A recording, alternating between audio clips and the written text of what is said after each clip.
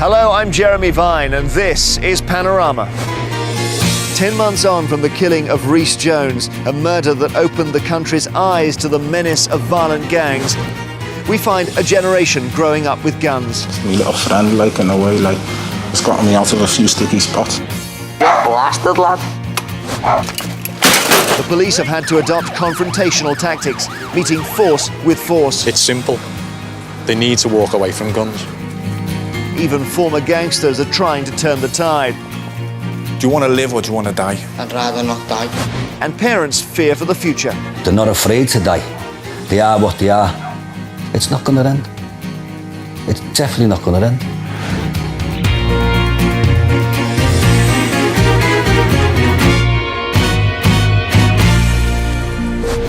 Panorama goes to Liverpool tonight, a place with much to celebrate this year, but which shares with other cities a disturbingly violent subculture. Their numbers may be small, but the teenage gangs who fight turf wars in run-down parts of the town are having a devastating impact, putting young lives at risk and threatening to overshadow Liverpool's much-needed regeneration. So why are they doing it?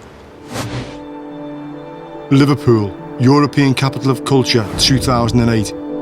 Gleaming skyscrapers have transformed this historic waterfront. After years of stagnation, it's been boom time. I was born here, and for years have been writing about another, darker side to the city. The organised crime and gang culture that exists away from the shiny new centre. This time, I was returning to find out about the teenage violence and guns that have been blamed for the killing of Rhys Jones. I travelled first to North Liverpool, near where the innocent schoolboy was shot dead last August. It's an area plagued by crime and gang violence on some of the poorest estates in the country.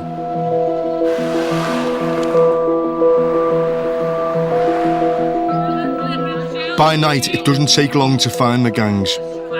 Dressed in their uniform, identical black hoodies, worn to hide them from CCTV cameras, some of these were as young as 13. This gang's called the Dovey Heads, and they were only too keen to abuse their rivals in nearby Page Moss. Why do you hate Page Moss so much? It's the scumbags, they rob our women. They rob anyone who's got anything, they'll rob it. You little maggot, and a stick and knife line your head, you fart. Though some of this is just bravado, in large groups they were intimidating, and I'd soon find there could be real menace in their threats. Fluffy bastard!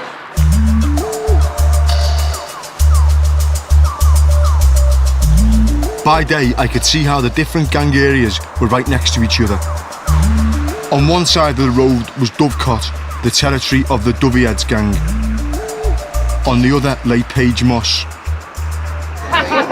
And it was in these streets that I made contact with its gang, the Moss Heads.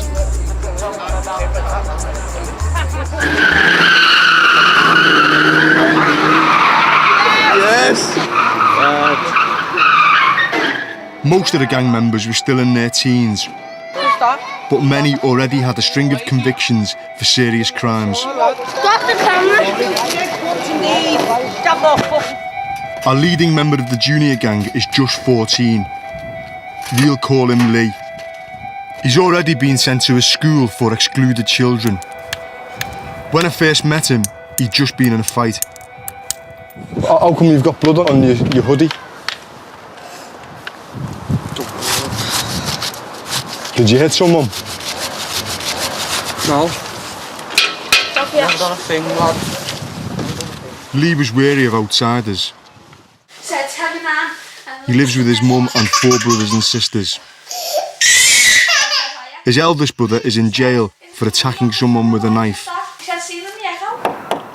Lee's mum is terrified that he's going the same way. You can just see it coming with them all. You know, it's all coming to a head. There's little gangs here, there's little gangs there. They're not backing down from them, they're not backing down from each other. And, you know, you don't think your kids can pick a gun up or a knife. You wouldn't think that they could do that, but I know for a fact they would.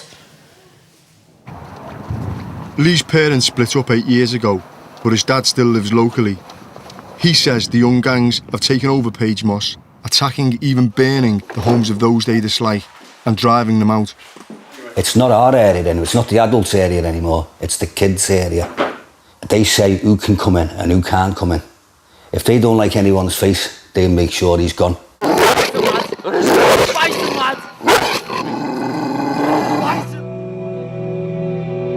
That night, I talked to the gang as they wandered the estates. Lee's dad wasn't exaggerating about their readiness to use violence. Get him now! Get him! A group suddenly ran off out of sight. It turned out that the gang, armed with golf clubs, had gone off to attack someone they knew. Get him! Throughout the time I'd be with them, I'd see how much casual violence was part of life. The older members of the gang were making money from what they called grafting, what you and I would call crime. How do the lads make the money around here? Use your head, lad, your initiative, innit? I mean, is it burglaries or drug deals or what? Everything, innit, lad? And what are the lads selling? Are they selling cannabis or cocaine or...? Obviously everything that goes round, isn't it? You can get anything you want, no matter what. I saw cars pull up and deals done. But that night, I didn't see anyone carrying a gun. They were keen to show me the latest videos they'd filmed on their mobile phones. At first, it was all bikes and dogs. Then, it got more serious. That's a Sten gun, isn't it? Is that on your firm or...? Yeah, so all these are... All these. Every one of them, that's why they call the moss. That is quite a heavy video, isn't it? Across Liverpool, gangs film their exploits and post them on the internet. They openly display a fearsome array of illegal weapons. It's a way of showing off and of reinforcing gang identity. Their gang is everything. That's their family. That's their main family. It's their own little army. They have little generals and all like that. They'll back each other up to the death. Right to the death. I know they will. I know they will. That's the way the kids are now. For young members, gangs, crime and the rewards on offer are also seen as a gateway to another world. Since I left Liverpool 15 years ago, the city centre's been transformed. Its clubs, popular with footballers and their partners like Alex Curran, are full of young people with cash to spend. There's been a flood of new money, and with it has come the bling and the celebrity lifestyle that gang members told me they aspired to. The contrast with some of Liverpool's estates couldn't be starker. These are the poorest parts of a city that remains Britain's most deprived, areas largely untouched by the capital of culture. Here, crime can be seen as the quickest way to buy into the glamour. Many of the country's most infamous organised criminals grew up in the city, the wealthiest held up by some as heroes, even after they're shot down. Yeah, this is a floral tribute to Derek Stevens, who was killed at the wheel of his golden-coloured Range Rover. Being involved in organised crime in this community is a high-status job. A lot of people have spent thousands of pounds on buying flowers and have come here to pay their respects.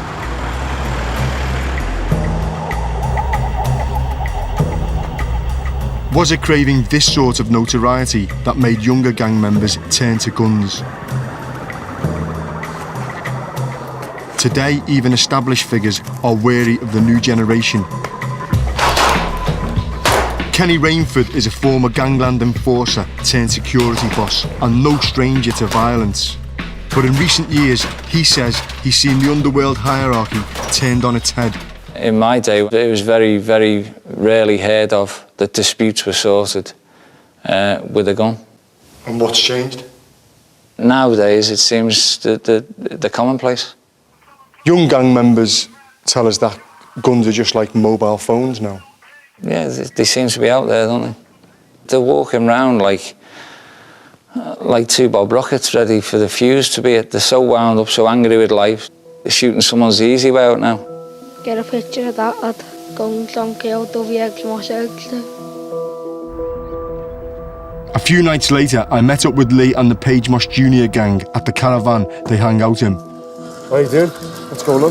Get the out of my caravan! What? Do a joint. I am doing a reefer now. For them it was a normal night, smoking cannabis and playing violent video games. I was shocked to find that one of Lee's friends had been shot for real when he was just 11. Have you ever been shot at? Yeah, I've been shot years ago. Was it a proper bullet? Yeah, of course it was. You see the size here. There's a nard. This like, as it come past, it went, whoa, it skinned me leg. A few days later, the boy's elder brother would also be shot and injured over an incident of name-calling. This lack of fear and willingness to settle trivial disputes with firearms has left established figures feeling wary. Their way of resolving disputes with organised fistfights, called straighteners, now belongs to another era. Straighteners are out now, they don't happen. You know, they resolve issues in different ways now. How do they resolve them these days? Read the papers, they just go and shoot one another.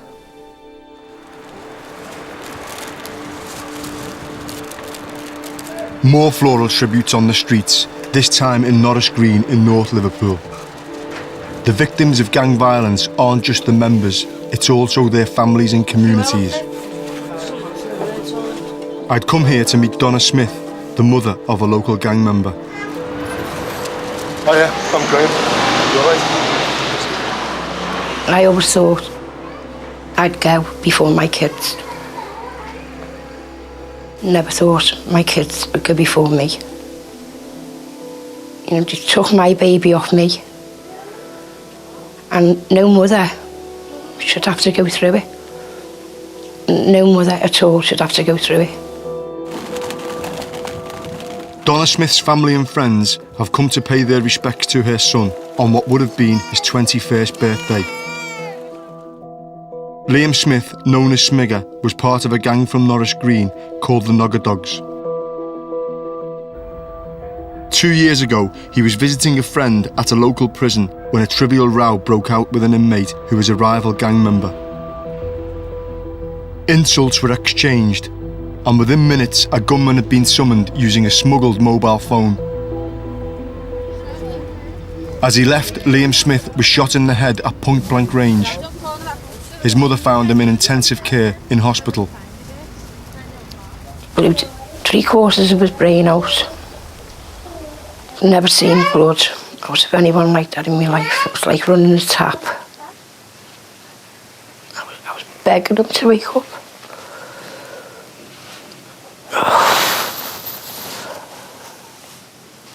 Pain's horrible. It never goes away. Liam was only 19 when he was killed. Why should he have to go round with guns? I'm not saying Liam was innocent, but he didn't deserve it. Nobody's child deserves to be killed like that. But Liam's death only sparked a wave of tit-for-tat violence and was glorified in the videos of his gang, the Nogger Dogs.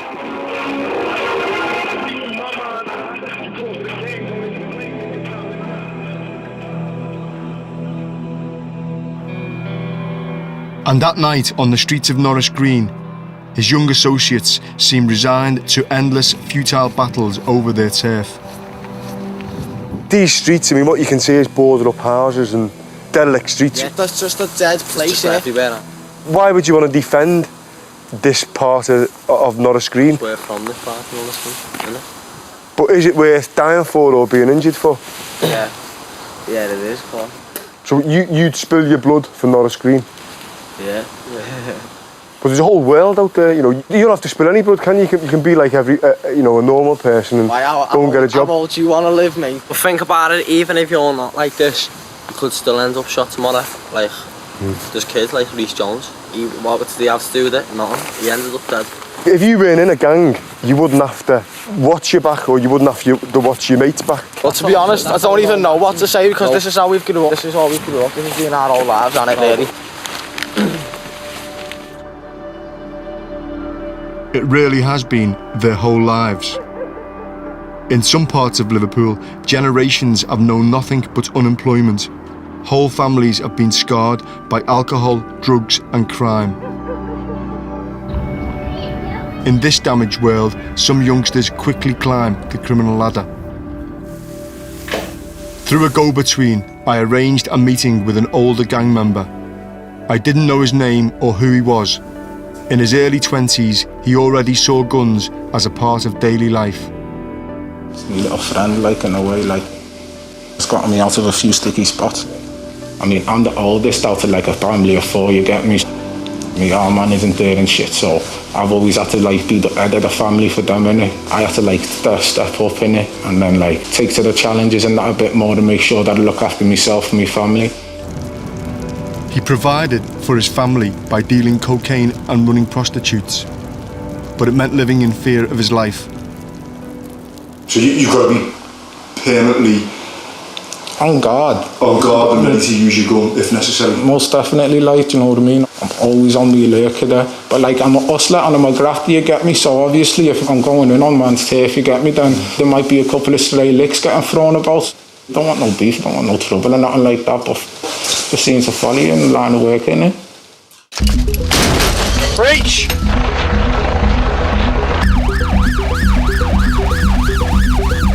Your briefing tonight, your firearms briefing will take place in To combat rising gun crime, Merseyside Police have set up a special squad called Matrix. the last 7 days, we've got 5 firearms discharges.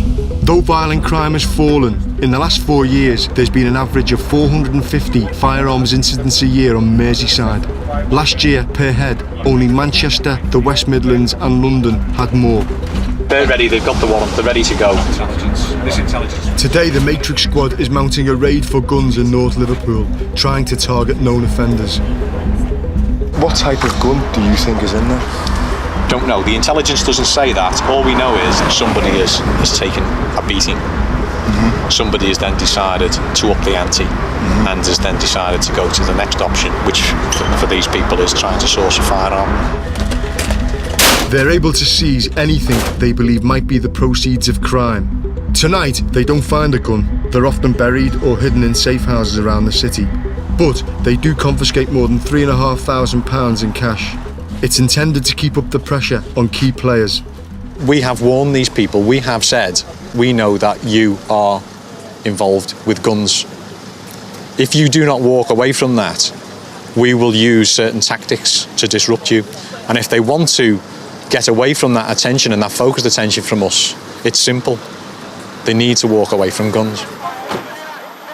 The police are using tactics successfully developed in America, targeting ringleaders and disrupting their lives over even minor offences.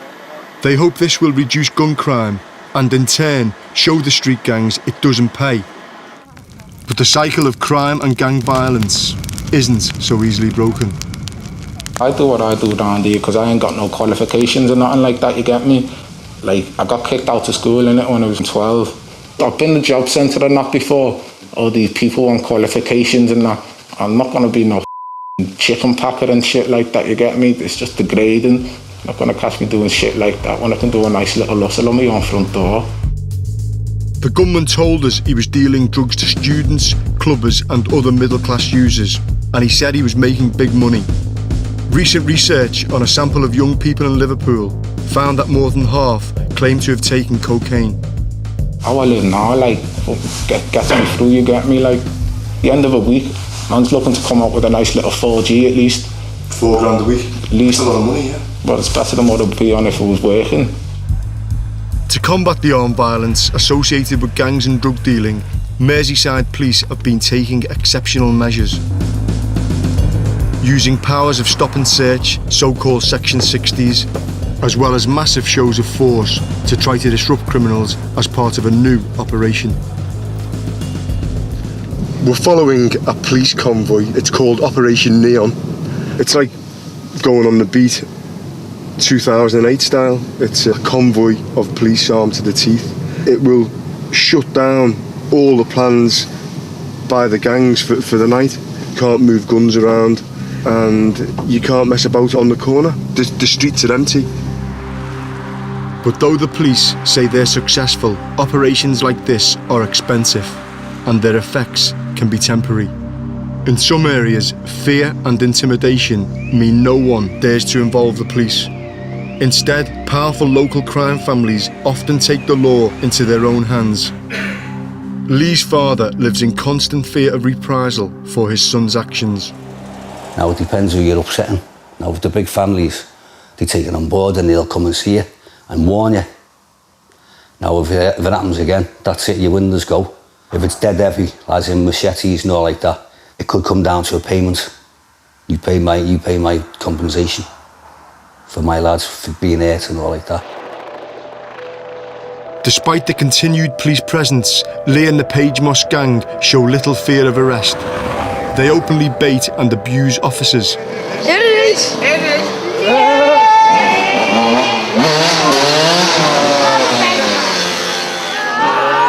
Talking to people here, it seemed to me that the heavier tactics had also alienated many.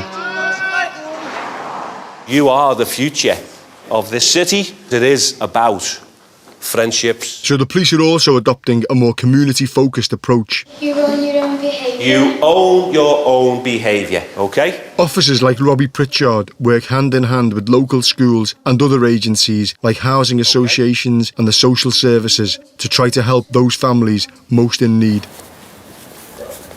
The elder ones, maybe some of them we may have lost. In the real world, we've got to understand that there's only so much you can do. Maybe if one thing goes wrong, you can get away with it. But if the education side and maybe the parenting side and maybe a couple of other things go wrong, potentially you've got a bit of a problem then, and it's how do you get back? I wondered whether for Lee, at 14, it was already too late. What's the best way of making money? Robbing? In Lee's world, there are few positive role models. Instead, the young gangs want to emulate the biggest and richest criminals. One of them was Stephen French, a former world kickboxing champion who became a major player in the Liverpool underworld. He had used violence to steal dealers' money and now accepts his part in introducing guns to the city's drug trade in the 80s. I was a devil. I was called a devil and I was a devil. I had a reputation for serious violence. What could the skinny drug dealer do to protect himself against a guy like me? I'll tell you what he did. He armed himself. He got himself a 38 revolver, which instantly equalised him against me. Now, after his own son was shot, he describes himself as a campaigner against guns. Did your ma tell you about the devil? What? You're going to have a meeting with the devil. Lee's mum agreed to let me take him to meet Stephen French. She thought he might be the only person he'd listen to. Do you want to live or do you want to die? Live. You want to live, yeah? Are you scared of dying? I'm not scared, but scared in a way, but I'd rather not die. I'm not scared. I'm still not scared of dying, do you get me? But I try my best now to avoid the problems.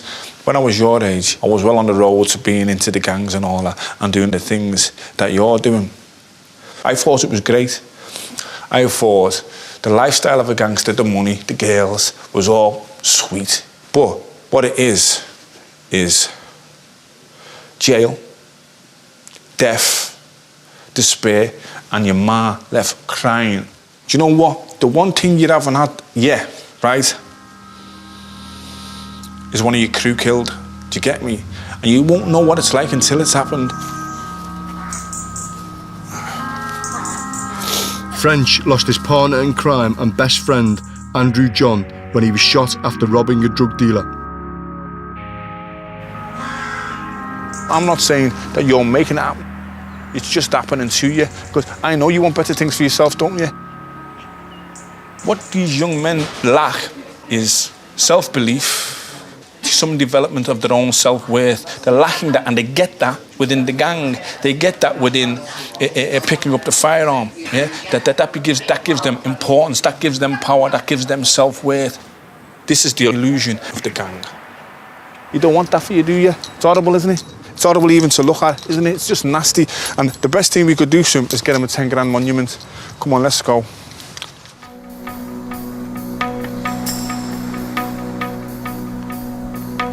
Shock tactics, but I wasn't sure that Stephen French had really got through to Lee.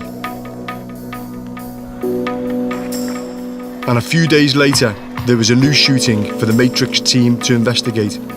This time, it was Stephen French. He was shot at 5 times, but escaped uninjured, in circumstances the police say aren't clear. It plainly wasn't easy to walk away from guns. And back in Page Moss, it seemed that no one wanted to. Even the junior gang members were claiming to have access to firearms. How many guns have you got stashed in this area? 6. Around here. In back gardens and of houses which you lived in? No, not what we live in, just other people's. And what kind of guns are they? Shotties and that. Fear of violence keeps the local adults from reporting the gangs, and I was told it's the younger gang members who are actually the most aggressive. The kids terrorise the older ones. We don't need to go near them, the kids do that. These terrorise them. Why is it done by the younger kids? Just these longer country. The kids aren't, they haven't got a clue really. It's changed now since when we were kids from the way the kids are now, lad, let me tell you, mate. What's changed? And everything, lad, everyone wants to blow your head off. And gang activity in Page Moss is increasing as the summer approaches. The following evening, one of our team was invited to meet an anonymous gunman at an arranged place. Boys on these estates are growing up surrounded by gun culture.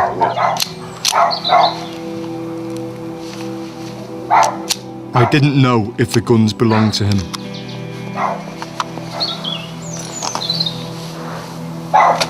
I'll take no shit now, the beef comes out to get blasted, lad. But it's hard to imagine any quick solution when this sort of weapon is in the hands of a teenager. They're not afraid of the system no more. The kids will get arrested, the kids will get shot, the kids will get put in jail, they'll come out of jail, not deterred one bit, and start again. Once they've grown up into their own generation and they can't handle the kids no more, their kids will grow up, but they'll be stronger again. You're not going out, you walk out, go upstairs and stop asking me, can you go out when you're grounded? I go, what does grounded mean? Lee's 9-year-old brother had recently been arrested for the first time. Growing up in a world of guns, he seemed destined to follow the same path. His mother says she doesn't want the outside world to forget what's happening to families on her estate. We can all point the finger at someone. I mean, do you think I like my son going out and picking a gun up and shooting someone else? I brought him up like that? I don't think so.